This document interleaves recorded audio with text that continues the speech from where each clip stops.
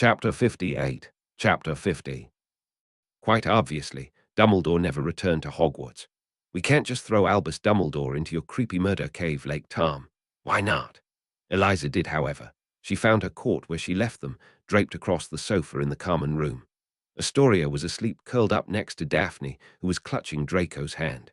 Draco, who was heavily leaning against Blaise, who was in turn propped up on Theo's shoulder. Eliza wondered if she shoved one of them if they would all topple over like dominoes. Daphne was the only one awake, and Eliza saw her physically slump in relief when they met eyes. Eliza smiled as she wedged herself between everyone and caught sight of the mug sat on the center of the coffee table. "Thank you for the hot chocolate," she said, and Daphne let out a soft laugh. "I'm home. I love you." "You're welcome, we know. Some things just didn't have to be said. But Albus Dumbledore's disappearance was not one of them. The rest of the professors realized Dumbledore had gone missing 2 days later.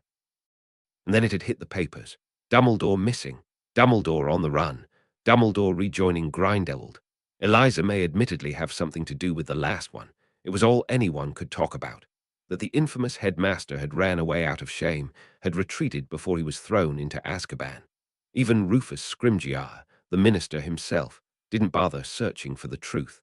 Of course, Eliza and Tom had known he wouldn't before all of this.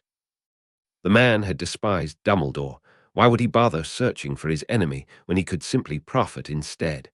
In fact, it was really only Old Order fanatics who even put up a semblance of a protest, and even they were quiet after the reveal of Dumbledore's past. It was going surprisingly well. She hadn't spoken to Tom since that night, but when she spoke to Severus, who had surprisingly lasted the whole year of teaching defense, he was quick to tell her that the Dark Lord was unusually chipper, and if being a spy was a legal occupation, he would have surely got a pay rise. And then, even though it felt like it had only just begun, Eliza's 6th year at Hogwarts had ended. Usually, Eliza's summer drama began at least halfway through the 6-week break. This summer it began before they had barely left the train. Astoria had wished them all goodbye before they had clambered onto the train, wanting to spend the journey with friends in her own year. Daphne had disappeared halfway through the journey to spend some time with Susan with promises to meet soon. Draco and Theo had disappeared into the crowd, leaving Eliza and Blaise to cling onto one another as they searched the platform for their pseudo-uncles. It had unanimously been decided that Blaise would be joining them for the summer, and Blaise hadn't bothered arguing, accepting his fate. And it would have been easy if it weren't for the woman stood next to Sirius and Remus. Mrs. Zabini was incredibly beautiful. The rumors were right about that. Her skin was flawless, dark hair falling perfectly sleek down her back, and her full lips were pulled into a tight plastic smile as she and Blaise approached. Eliza reached down to intertwine her hands with Blaises as they came to a stop in front of the intimidating woman. Sirius and Remus were glaring at her, but Mrs. Zabini paid them no mind, instead turning her attention onto Blaise. "Blaise, my dearest son," she greeted, but made no move to hug him, not that Eliza would have let her anywhere close. Mrs. Zabini could pretend to be picture-perfect all she wanted, but it was easy to spot the missing warmth in her cold eyes. "I thought you were meant to be coming home for Yule," she asked with a shark-like grin, cold and unsettling. "Mother," Blaise said, and Eliza squeezed his hand as it sounded like he almost choked on the world. "I did inform you I was staying with Eliza and her family this Yule." "Yes," she said disdainfully, wrinkling her nose as she glanced first at Eliza and then back at Remus and Sirius. "I heard you were associating yourself with such." She cut herself off and forced a wider smile. "Nevertheless, your stepfather wants you home this summer. I've let you throw your tantrum for long enough. Oh, what Eliza would give to kill the woman. Or maybe not kill, maybe just slightly maim."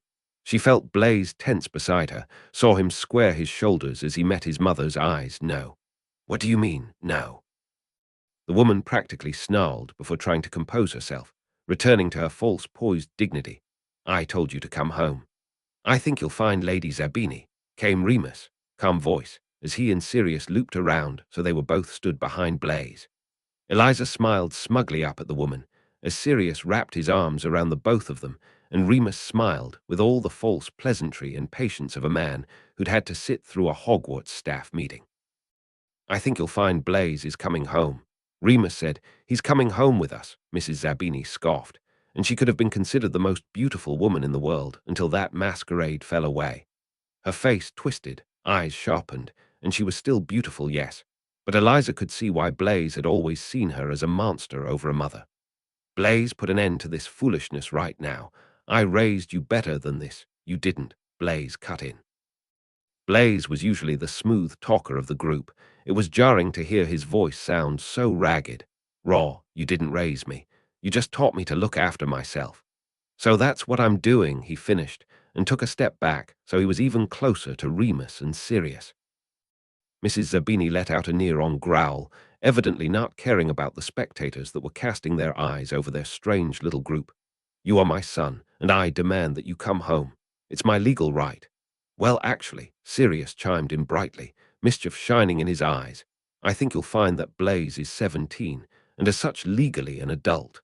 Which means he doesn't have to listen to any of your demands," Eliza finally chimed in, a shit-eating grin on her face. "I will disown you," Lady Zabini hissed out, hand clenching and unclenching around her wand, and Eliza smirked when she felt Blaze shift beside her, his usual swagger returning as he rose an eyebrow in challenge. "You could try," he said liltingly, "but I am your only heir, and we both know what happened to Alistair, Mother. How do you think that would hold up, legally?" He finished with a cutting smile.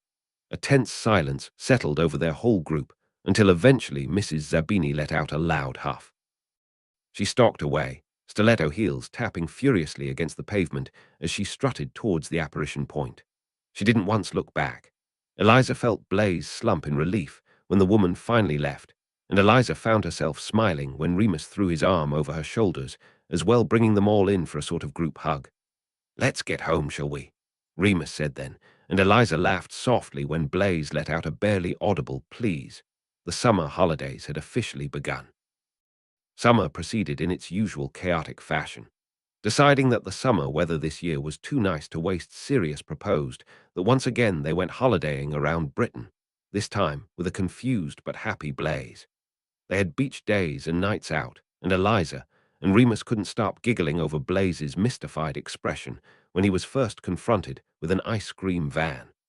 They spent weeks dashing from Cornwall to Devon to Suffolk.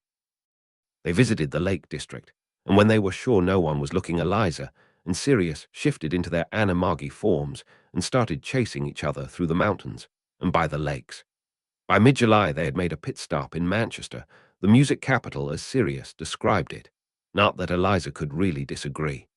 She could tell Sirius must have spent a lot of time in the city, the way he easily navigated the vinyl shops and back streets as they wandered through the city.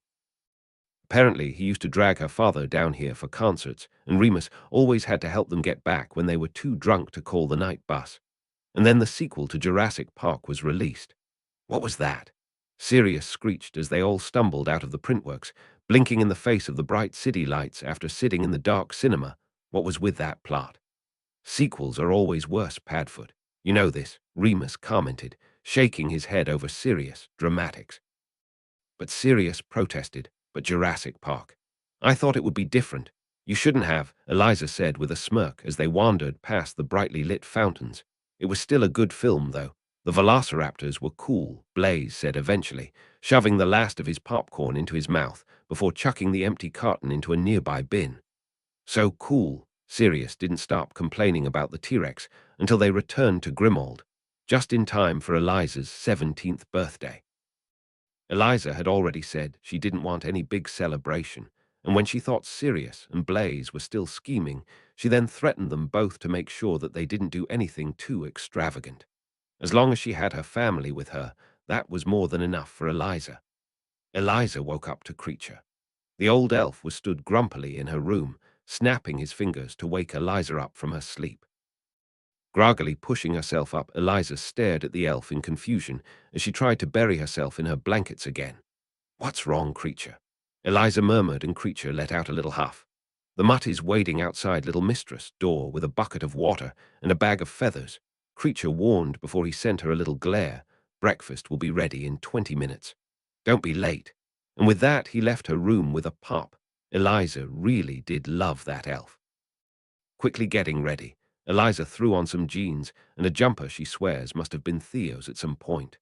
Throwing her hair into a messy bun, Eliza grabbed her wand before she headed towards the door. Three things happened at once. Sirius threw his mixture of feathers, water, and glitter over Eliza. Eliza deflected said horrible concoction with a quick spell, instead causing it to hit Sirius.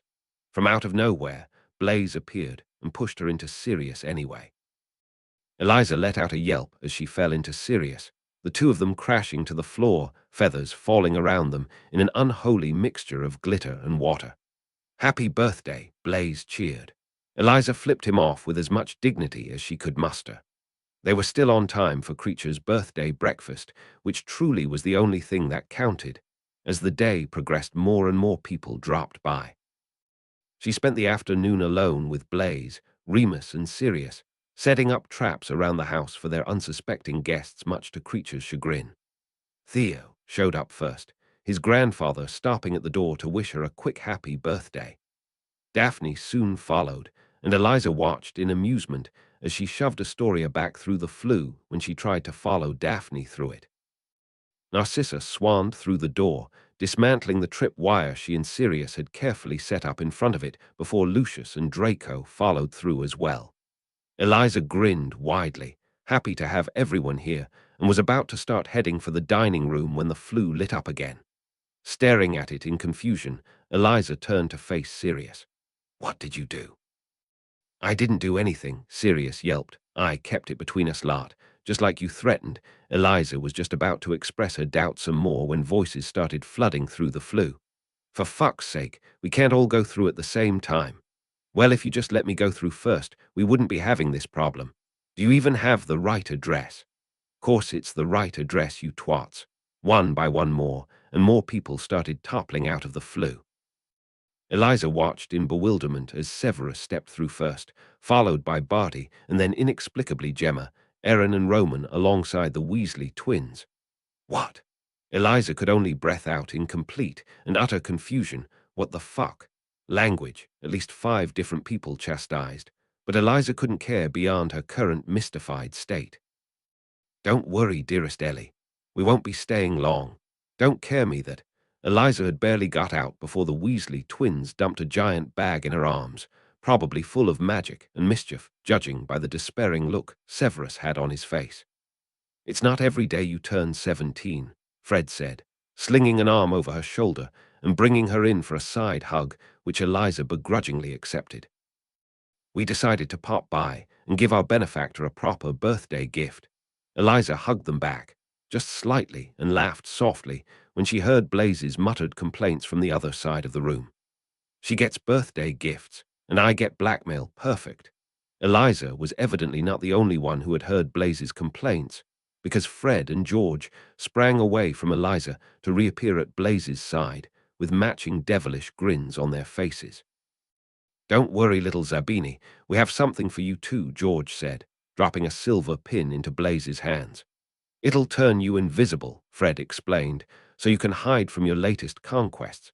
Considering how crap you are at disillusionment charms, I can't tell if I'm offended or thankful," Blaze said with a smile, examining the pin. "Both," the twins chimed in unison, and Blaze let out a laugh. The three of them continued to speak further, but Eliza's attention was dragged away by Roll clearing his throat in a rather uncanny impression of umbrage. May she rest in peace. Gemma and Roman were stood by his side, and Eliza rose an eyebrow as she noticed their interlocking hands. Roman blushed slightly, but refused to comment on her silent question. Gemma, however, grinned widely and shot Eliza a conspiratorial wink. She wondered how many people had won that bet. "What are you three doing here?" Eliza asked, trying to sound exasperated, but really she couldn't help but feel quite touched. She had known the three of them since first year, and despite her being prickly and cold, they had still tried their best to look out for her, and to teach her in any way they could. 17 is a big day, Potter. You can't expect us to not celebrate it," Roll said, gesturing to the large white box he was holding in his arms. "We all put together," Gemma chimed in, leaning forward to throw an arm over Roll's shoulders. "To commemorate the chaos you're soon about to cause for us all," Roman said, and then elbowed Roll to pass the box over. Shooting them all wary looks, Eliza hesitantly took the box from them and placed it on the coffee table. The 3 ex-students trotted behind after her. gathering around to see her reaction as she slowly opened the box, both curious and wary. When she finally took the lid off, she had to stifle a gasp. Wisengamot robes, her own set of Wisengamot robes.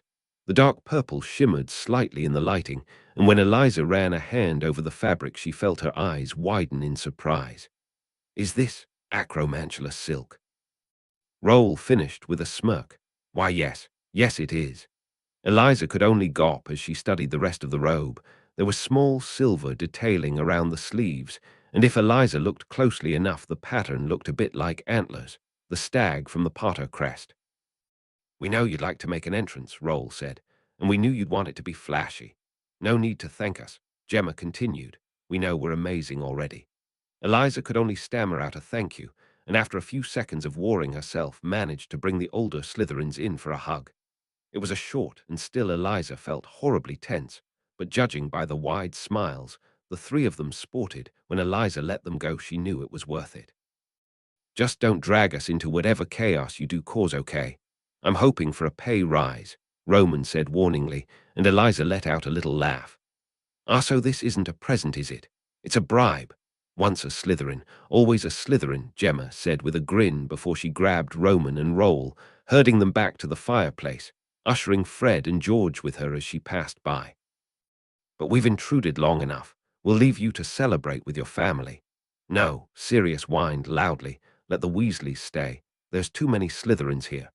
If they stay, then I leave, Blaise shot back immediately, and Eliza watched as Gemma took the opportunity to shove the rest of her old schoolmates through the open flue connection as they argued. By the time Sirius and Blaise noticed, they had all disappeared. I'm glad I only had to deal with the Weasley twins when I was teaching, Barty commented from where he and Severus had sequestered themselves in the corner of the room. If only, Severus said dryly in response, and Eliza smiled as everyone tried to muffle their laughter at his pained tone. Hey, Eliza protested as she boxed up her new Wisengamot robes. Gemma is a delight. And then you came to Hogwarts, and it all went downhill, Severus shot back. Eliza tried to act offended before she inclined her head in acknowledgement. She couldn't even argue with him. What brings the two of you to Sirius' lovely abode? Narcissa cut into the conversation, casting an eye over their pile of mise-matched cushions that were stacked on the sofa. The same as everyone else, Barty said, shaking the bag he held at his side to illustrate his point. We just didn't expect to be shepherding half of Hogwarts here as well. Eliza bounded over and took the bag of Barty, ducking the hand he had outstretched to ruffle her hair as she went. Peering into the bag, Eliza let out a cheer when she saw Barty had gifted her with some more Muggle science books, the only one among her friends who could navigate a Muggle bookshop. Her latest necromancy experiment had gone rather wrong. It was probably for the best she studied up a bit more on anatomy before she continued, to say the least. And what about you, Uncle Save? Eliza asked cheekily, enjoying the pained look that crossed his face. Have you chosen to gift us with your marvelous company? I will leave. Please do, she heard Sirius mutter in the background, and without looking, Eliza shot a stinging hex that, judging by Severus' smug smirk and Sirius' yelp of pain, had perfectly hit its mark. Before their petty squabble could devolve any further, as they often did whenever Eliza was around to instigate chaos, Narcissa cut in. What if the two of you joined us? Narcissa asked, pitching her voice in just the right way to make sure everyone knew that it was not in fact a request. We've barely been able to talk to you, Barty. And Severus, you spend half the summer being a recluse. Stay a while. Barty glanced hesitantly at Eliza, who only smiled back in response. Barty, if even bloody Dumbledore was allowed into the kitchen, were hardly going to turn you away. Grinning, Barty bounded gleefully into the kitchen, grabbing Lucius by the arm as he went. Lucy. He cheered, and even Narcissa failed to smother a snort. It's been far too long. Narcissa followed after her kidnapped husband, Draco and Daphne trotting after her as they all decided to vacate into the kitchen. Theo and Blaise were the last to leave, shoving Sirius and Remus out of the door, speaking rather loudly about getting the cake ready. They're not very subtle, are they? Severus commented, and Eliza snickered. They're dealing with Gryffindors. They don't have to be subtle. There was a silence before Eliza turned, so she was facing Severus directly. Now, what gift do you have that you were too emotionally repressed to give me in front of everyone?" Severus scowled, but didn't deny her statement, which Eliza counted as a point to her. She wondered who was actually winning on that front at this point. She'll miss him, she thinks, in her last year at Hogwarts. Reaching into his robes, he pulled out a small, shrunken-down bag. Tapping it absently, Eliza watched as it returned to its original size and took it from Severus' hand, peering into it curiously. "What's all this?" Eliza asked, rustling through the gift bag before she glanced up at Severus. "Rest assured that we were all receiving the numerous letters you sent whilst you were gallivanting around the country. I know Black will still be clinging onto his old record player, and you mentioned liking the music." Severus paused to shrug uncomfortably. "There are some records that your mother and I used to listen to when we were younger. From your ceaseless ramblings, I assumed you would like them." Eliza grinned, and immediately ran over to the said old record player Sirius, did still in fact cling onto, and started stacking her new albums next to her growing collection. She wasn't surprised to see that Sirius, Remus, and Severus seemed to share a similar taste in music. They were all the same kind of type of bastard. "What's with the journal?" Eliza questioned as she slotted a Fleetwood Mac album onto the shelf, emptying the bag of its contents. She turned to face him when the silence continued to find Severus stood awkwardly in the middle of the room. "I know you don't particularly care for potions, but," Severus spoke slowly, "I used to experiment with spell creation. There are some I am not proud of, that I implore you not to judge me too harshly for, but there are some that I believe would help you. Some that I never finished. That journal holds them all." Severus swallowed and refused to meet her eyes. "I would be more than happy for you to have them." Eliza launched herself at the usually grumpy man, hugging him tightly. "Thank you." Spell creation was often kept in the family, passed down from parent to child to help each new generation. It was deeply personal and incredibly touching. Severus patted the top of her head, and that's all it took for Eliza to break into laughter, releasing him from her death hold. They walked into the kitchen together, and Eliza couldn't stop the wide smile that split across her face. Small and quiet birthday. Yeah, right. Eliza followed Griffook through the winding halls of Gringotts. She swore the goblin took her a different route every time she visited the bank. Eliza had finally reached her magical majority, which meant now, after all this time, she could officially access the main Potter vaults.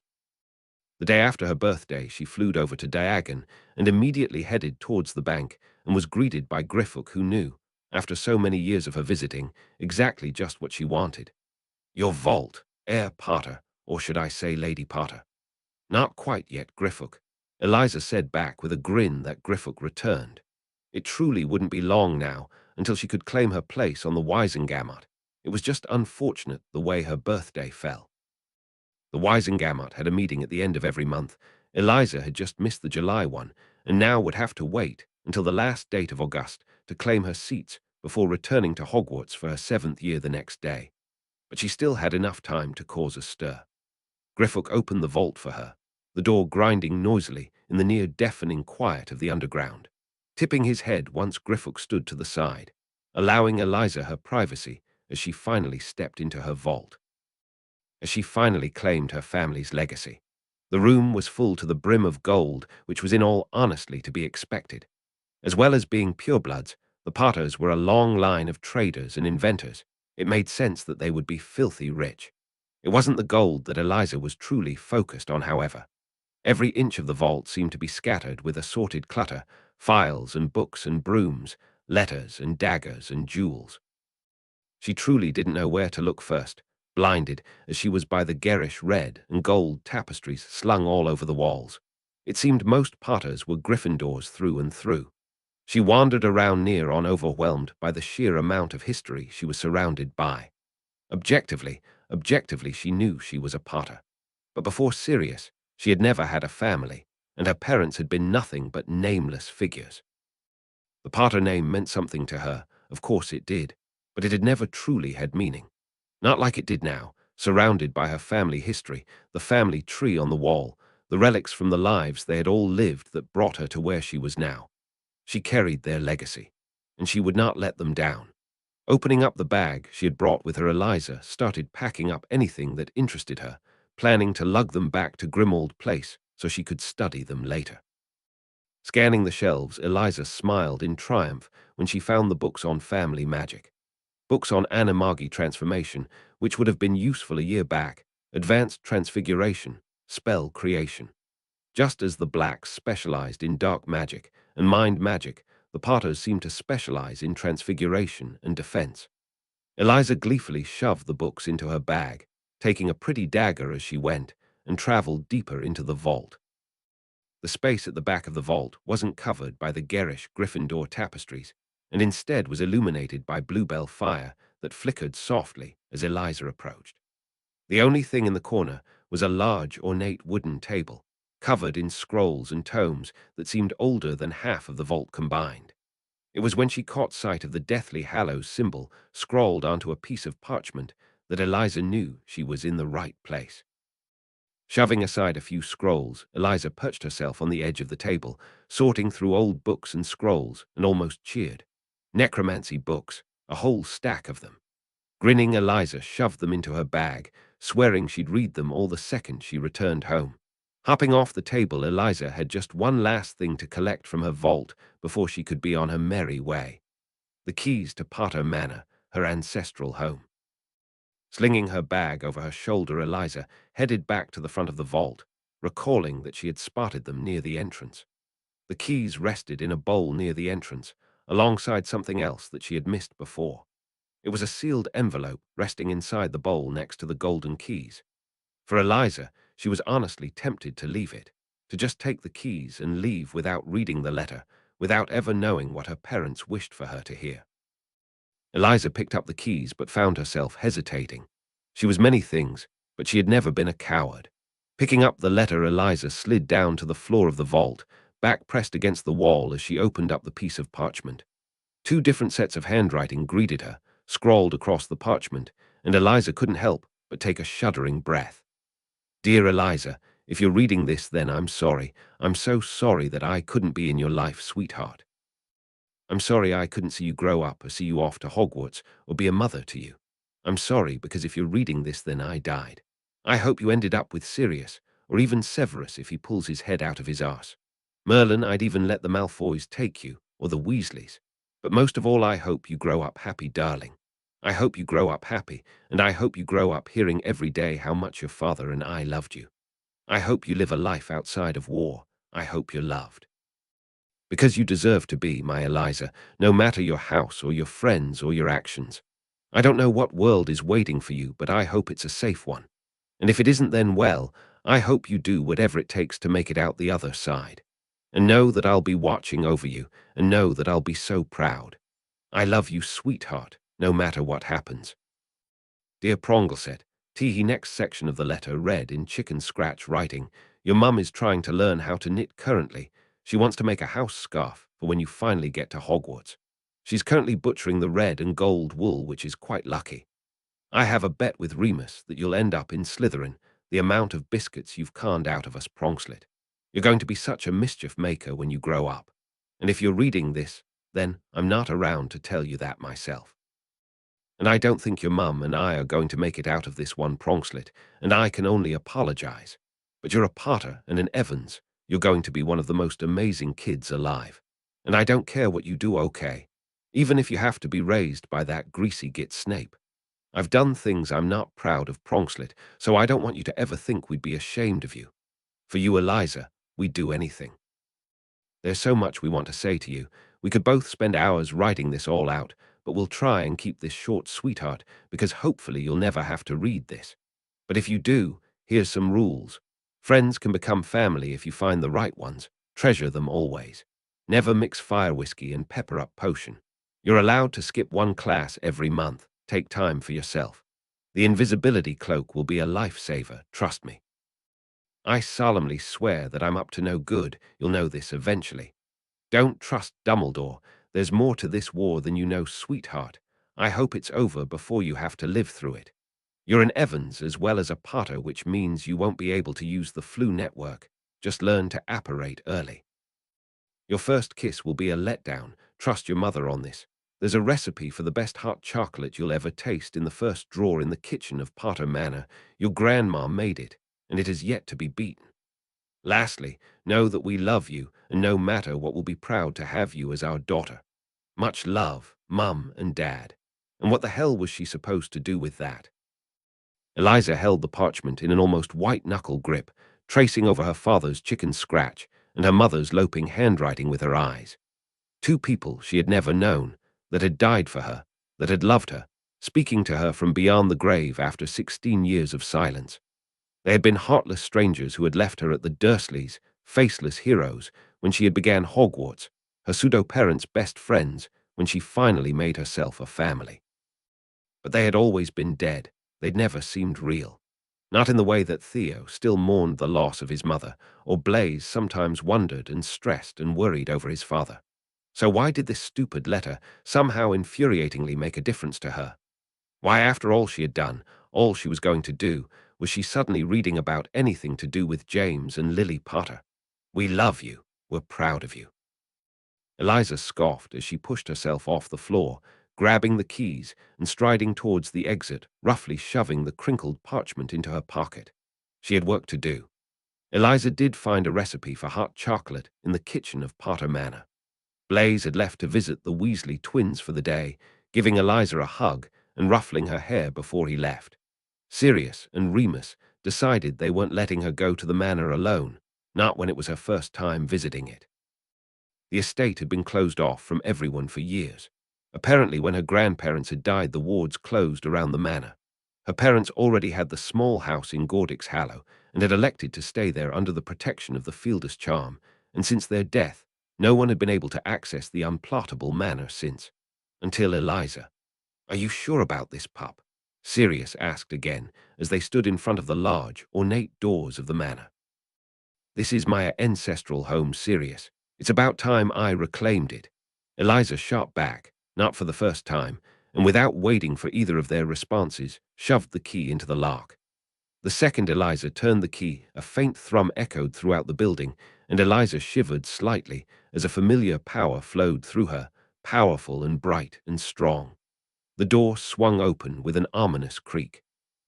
"Guess someone hasn't been keeping on top of the housework," Sirius muttered dryly as they stepped in, dust rising as their feet brushed across the ground. Remus growled at him in warning, but Eliza just rolled her eyes. It wasn't like he was wrong. Did the Potters not have house elves? Eliza asked, as they all started flicking on the lights as they walked down the lengthy corridor. "They used two," Sirius said, pushing open a door to their left, revealing a large parlor-type-looking room. James and Lily never did, though. In its prime, Potter Manor must have been a bright and lovely place.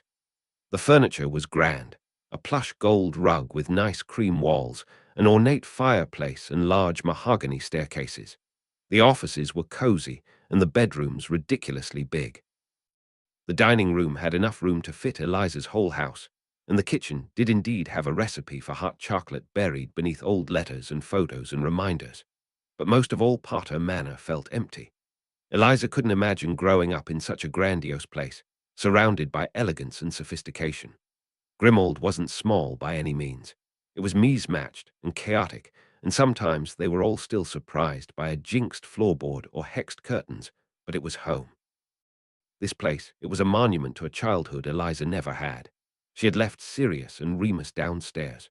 To her, this place may have felt empty, but Eliza had no doubt that for them this place was full of the echoes of memories. Last, she had seen the pair they had stumbled upon what she assumed was Sirius' old bedroom. Eliza had carried on up the stairs, leaving the two to have their privacy, which is why she was here now. The attic was somehow covered in more dust than the rest of the manor was. It looked like it had been untouched for decades, full of cobwebs and a sort of lingering smell of damp that Eliza really didn't want to find the source of. The attic was full of old clothes, antique portraits with paint so chipped Eliza could barely make out the original image, and everywhere it was stacked full of books. Old ancient books bound in leather and covered in dust, pages browning and curling at the corners in the stacks they had been tossed onto. Wandering to the stack shoved against the musty old curtains, Eliza gasped, and then proceeded to choke on the dust that rose from the action. Casting a myriad of detection charms, Once she figured it was safe, she reached over and picked up the top journal off the stack of books, brushing away the dust to reveal more of the gold-emblazed title. This journal is the property of Ignatus Peveril. Eliza, she heard Remus call from her below the attic. Are you ready to go? Grabbing the stack of journals, Eliza placed them into her bag, trying not to damage them as she tried to gather as much together as she could. Trotting back towards the attic entrance, Eliza poked her head through, gesturing for Remus to move to the side. Smiling faintly, Remus watched as she lowered herself through the gap, legs dangling as she jumped to the ground, landing on her feet with a loud thud.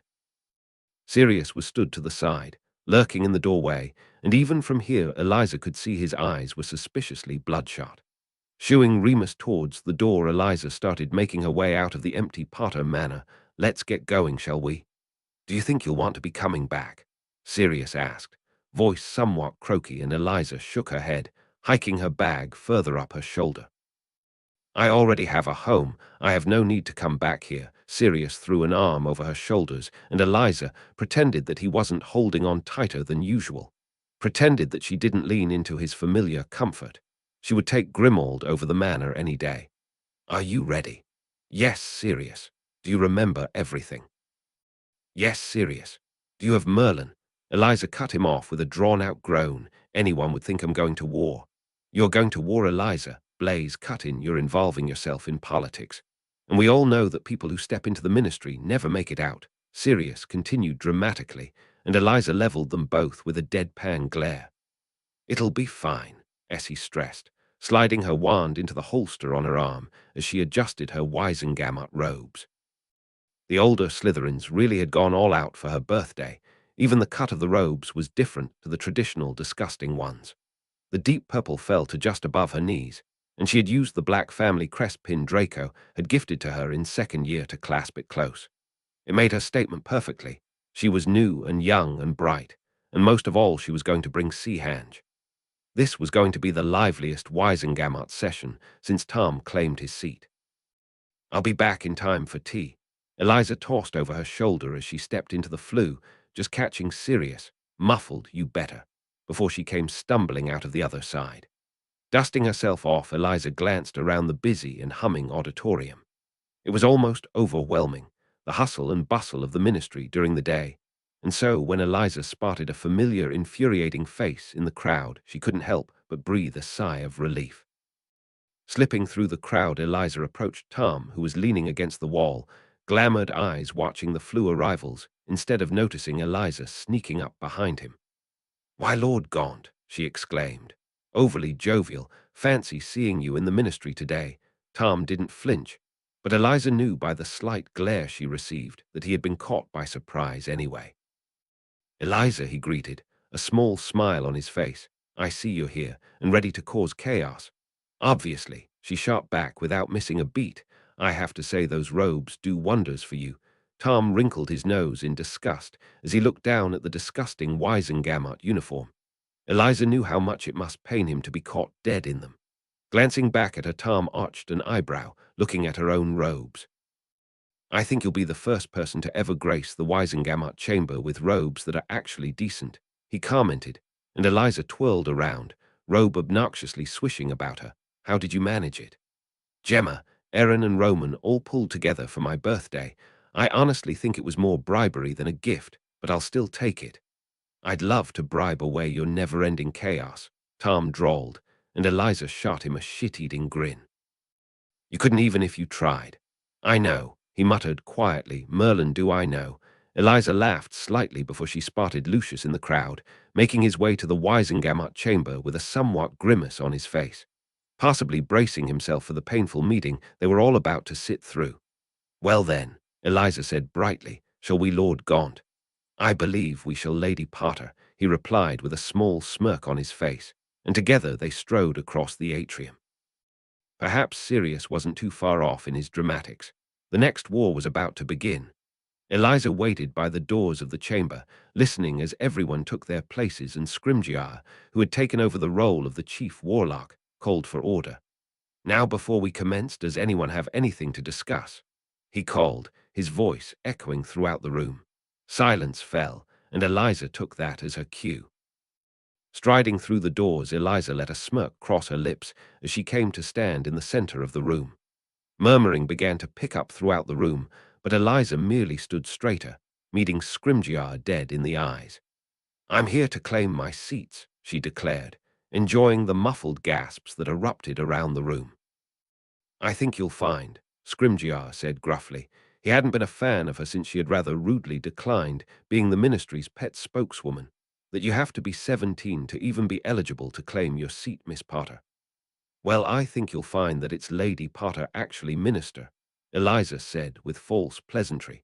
"As the last of my line, I have a right to claim my seat on the Wisengamot. And the title of Lady Black has been passed on to me by the official ruling of my guardian." She spelt out and watched as Scrimgeour's frown deepened even further. "It's my legal right, Minister," Eliza said and paused, a sharp smile curling at her lips as she met the man's eyes. "And we all know you wouldn't stand in the way of the law," she said carefully. Everyone knew about Scrimgeour's past as head of the Aura office, especially during the time of the First Wizarding War. The way the Auras treated Death Eaters, or even the way they treated dark families in the fallout of the war, was deplorable and hardly legal. Her friends had grown up with their manors being raided, relatives being thrown into Azkaban just because of the last name they carried, and Scrimgeour had turned a blind eye to it all. Eliza heard the murmurs rise up at her accusation, her insinuation clearly not slipping by unnoticed. Scrimgeour narrowed his eyes, but Eliza didn't back down, and she grinned sharply when he let out a begrudging sigh. "You can't be allowing this, Minister," a woman called out, and Eliza felt a flash of annoyance thrum through her. Scanning her eyes over the crowd, Eliza found the source of her irritation, Lady Abbot. "She's just a child," the woman screeched again, and Eliza felt herself bristle internally. Outside, she kept a pleasant smile on her face. As she turned to face the woman, "You can't expect her to know what she's doing. I assure you, Lady Abbot, that I am more than capable of handling the responsibilities that comes with a place on the Wisengamot. Not that it's any of your business anyway." She couldn't resist adding on snidely and smiled when several people laughed in the crowd. "If I weren't taking my seat now, I would be here regardless, as I was put forward to be the youth representative by the professors at Hogwarts." She continued, "I think you'll find that I've always been very politically active. At 14 I won the Triwizard Tournament, and since then I've been awarded the highest owl marks in the country." Eliza rattled off and watched as Abbott pursed her lips. "I may be young, but that doesn't mean I am dumb, Lady Abbott." Eliza span on her heel, blocking the gawping Abbott from her view as she returned her steady gaze to the minister. "Now may I please take my seats?" she asked with overly forced politeness, and smirked when Scrimgeour nodded his head. "I, lady to the noble house of Potter, and lady to the most noble and ancient house of Black, hereby claim my seats," Eliza declared, and watched in satisfaction as the magic accepted her claim. The banners of all the family crests hung over the walls of the chamber, and she smiled when both the Black and Potter crests glowed softly, silver and gold threads shining as they accepted her claim. And now came the true fun. "And what sect will you be choosing to align your seats with, Lady Potter?" Scrimgeour said with a grimace, and Eliza couldn't tell if it was because he had to address her with her proper title or if he too knew what was coming next. "Both the Potter and Black seats will be aligned with the Dark sect." The shouting was instantaneous. The Light sect went mad, screaming and hollering as the neutral faction joined in the clamor. Eliza met Tom's eyes through the crowd and sent him a smug smile, and he shook his head in response. She really did have a tendency to bring trouble, no matter where she went. Eliza dragged her trunk behind her, the wheels clattering against the ground as Sirius, Remus, and Blaze all navigated their way through the crowded King's Cross station. If it was up to Eliza, she would have clambered onto the train the second she arrived. Everyone else, however, had different plans. "You and Blaze stand right there," Sirius ordered sternly, albeit a bit maniacally before spinning on his heel. "I'm going to track down the rest of you." He disappeared into the crowd, and Eliza turned to face Remus, raising an eyebrow. "Do we really have to do this?" Blaze let out a dramatic gasp next to her. "Of course we do. It's our last year." Out of everything we've done for you over the years, Potter, Draco drawled, his voice cutting over the sound of the crowd, the least you can do is take a picture with us. Merlin knows you've appeared in enough in the papers over the years to be used to it, Daphne quipped as she popped up from behind Draco's tall form. Eliza glared at them, all half-heartedly, but still joined the little huddle they had formed in front of Remus. She even let Blaze ruffle her hair. It was strange to think that this was their last year at Hogwarts. First year felt like a lifetime ago, and so much more had changed, more than even Eliza herself thought would happen. "Where's Theo?" Daphne complained, scanning the crowd in search of their apparently long-lost friend. "Right here," Sirius shouted, storming through the crowds with one bemused Theo, not in tow. "Now get your arse over there, not." Theo held his hand up in surrender and came to stand behind Eliza, who had been shunted to the front thanks to her being the shortest. "Now," Sirius said, clapping his hands as Remus watched on in exasperation, much like the rest of them. Holding up his camera, Sirius sent them all a smile as he pointed at them. "Everyone say, Gryffindor rules." The reaction was instantaneous. The camera clicked just as Eliza and Blaze flipped Sirius off. Theo rolled his eyes, and Daphne and Draco both drew their wands, hitting Sirius with a well-timed stinging hex that he couldn't dodge from. Eliza couldn't hold back her laughter, and soon they were all clinging onto each other, breathless from laughing so much. Every time she gathered herself, all it took was one look at Draco's face to set her off all over again. It took far too long for them all to calm down, and by the time they had gathered themselves, the warning whistle for the train was blowing behind them. "Have a good last year, Eliza," Remus wished warmly. "Don't cause too much trouble." Eliza grinned and hugged the pair of them goodbye before leaping onto the train with her court. A good last year. Eliza would just have to make it count.